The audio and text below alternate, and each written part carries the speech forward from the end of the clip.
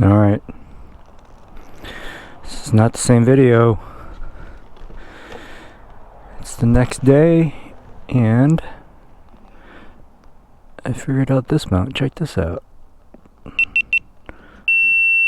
What the hell? Did that start it?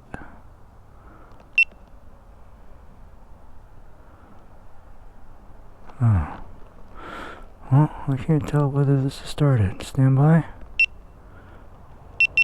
Okay.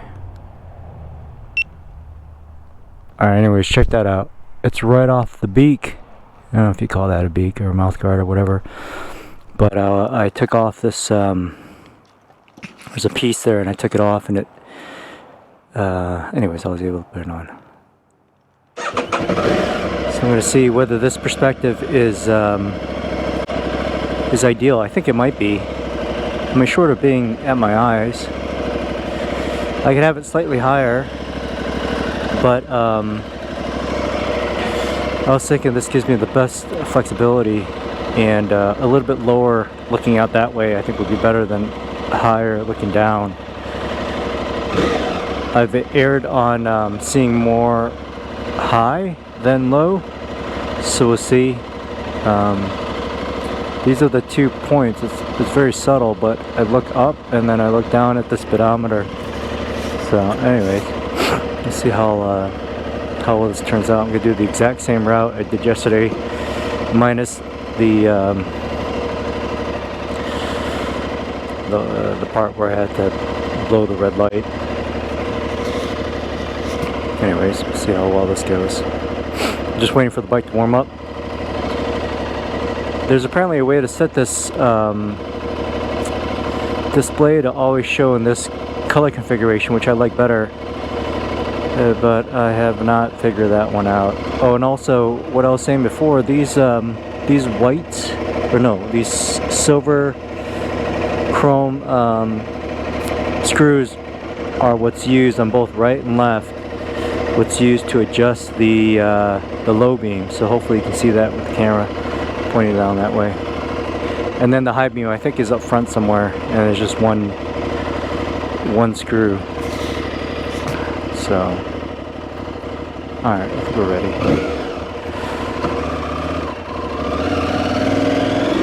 Oh, okay, here we go.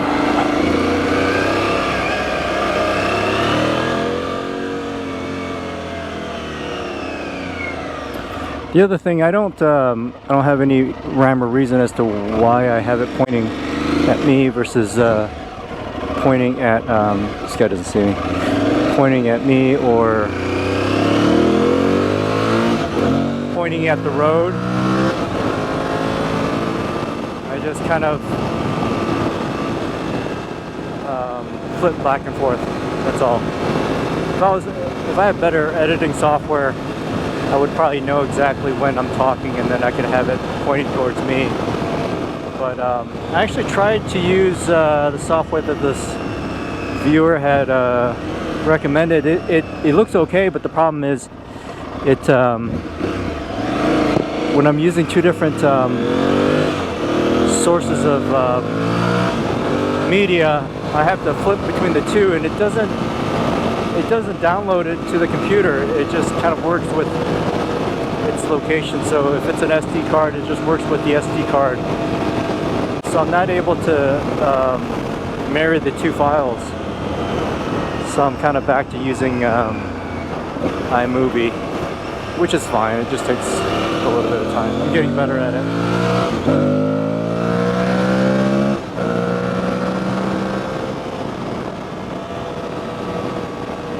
I'm hoping this perspective is good. It's like just pointing straight out. The thing that's not so great about GoPro is I can't record real time and see what it's looking like. Not that I'd be able to do that while I'm riding, but it's one of those things.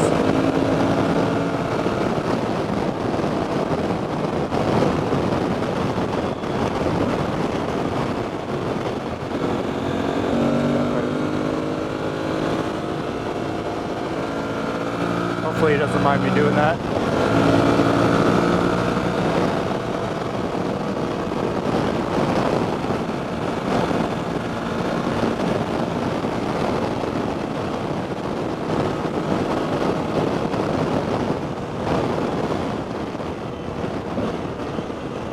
I think the audio on these videos have been pretty good because I've been able to reduce the background noise and then it still captures the engine noise.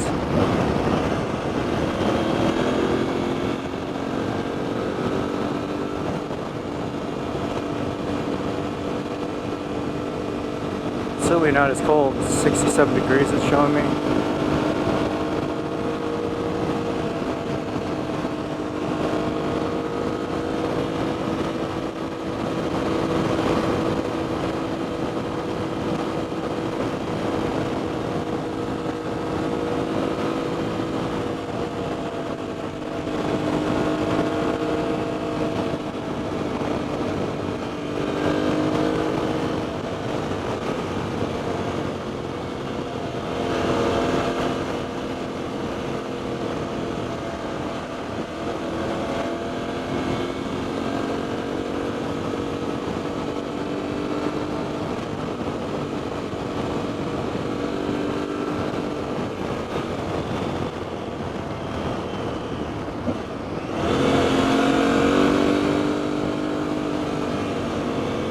You can feel like a drop in temperature right up in this area.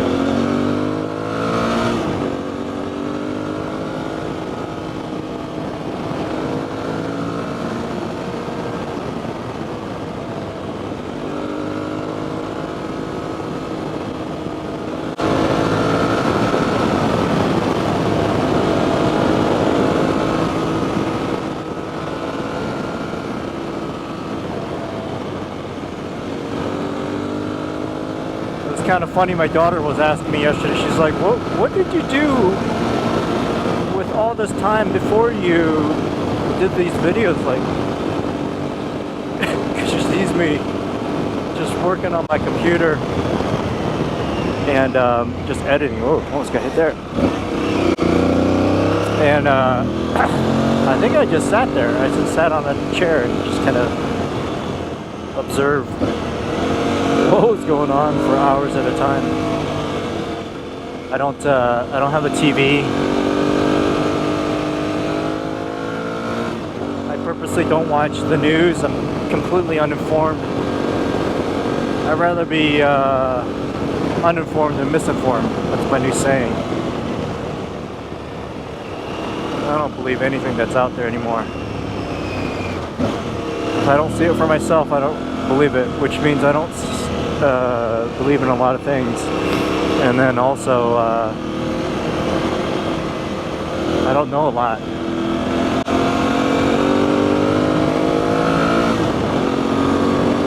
Which is fine. Fortunately, I don't have a job that's too demanding of my brain.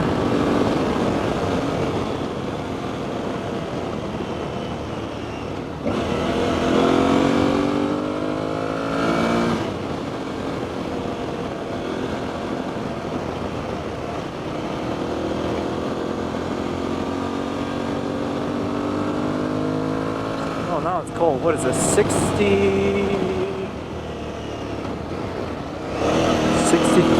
4 degrees? That's a lot colder.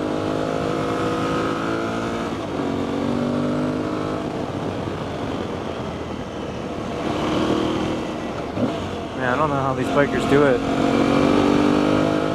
It can't be enjoyable.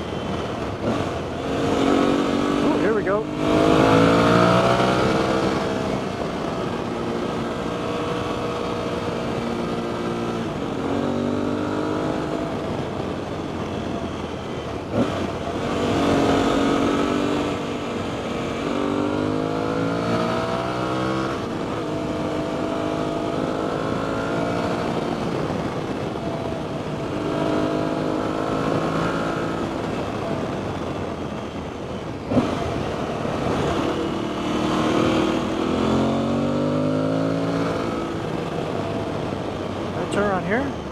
No, I don't think so.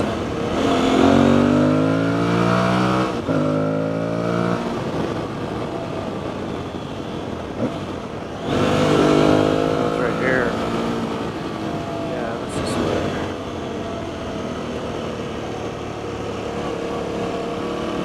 Right? No. Huh.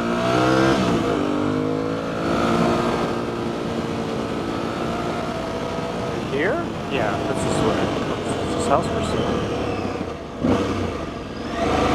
Oh, it is for sale. Appointment only. Oh, what came off here?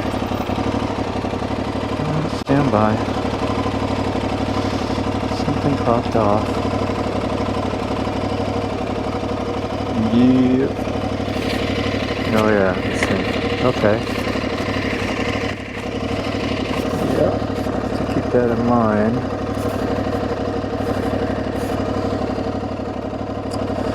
Apologize if that made a lot of noise.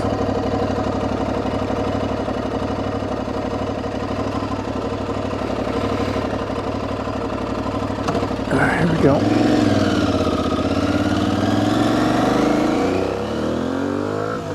Oh, I should say also, apparently there's a couple firmware updates. One for the dash and something else for the engine.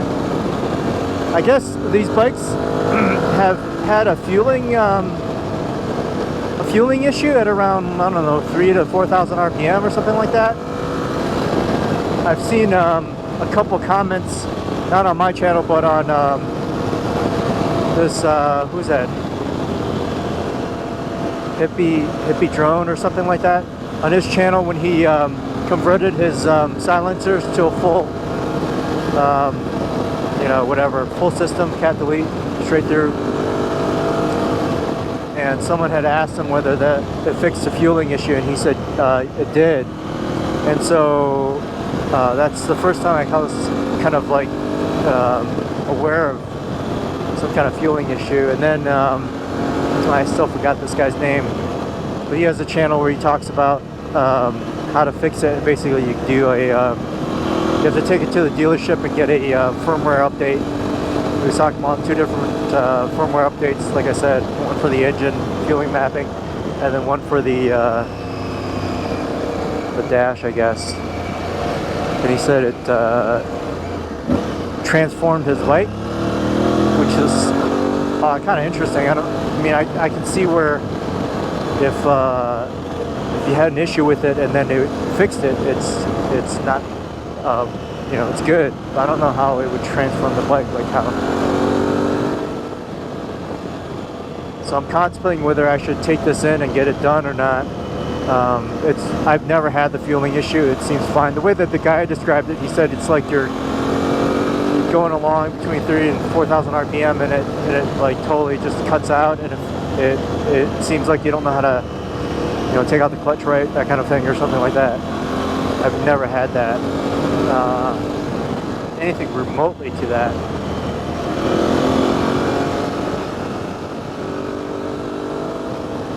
So I kind of don't want to try to fix something that's not broken. And then the other thought, or the other thing that's kind of not that cool, is that he was saying he had to pay the dealership like $75 for, I don't know, like an hour or something like that, to get them to upgrade the version. And I'm like, why would you have to pay the dealership for that? I mean, I get it, you want to support local dealerships, but $75, is that going to make a difference? They should just do that for free. I should get a freaking letter from my dealership telling me there's a firmware upgrade. But nothing of the sort. Like I said, I didn't like my dealership that I bought the bike at. I thought that they ripped me off. $200.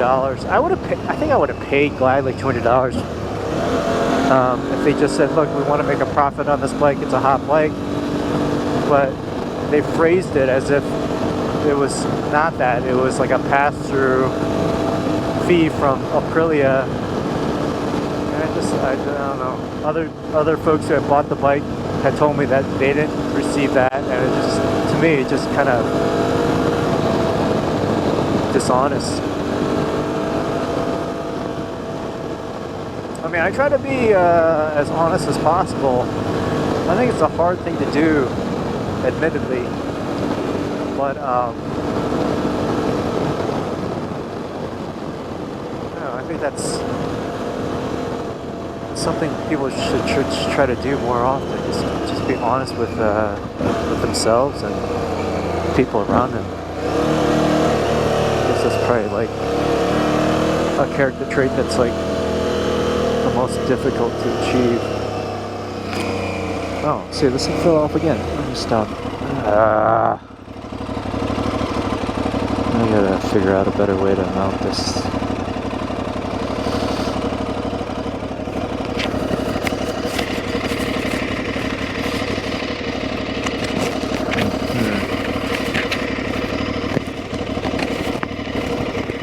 Okay. Why did that? Let me do it like this. Alright. Again, I apologize for the noise.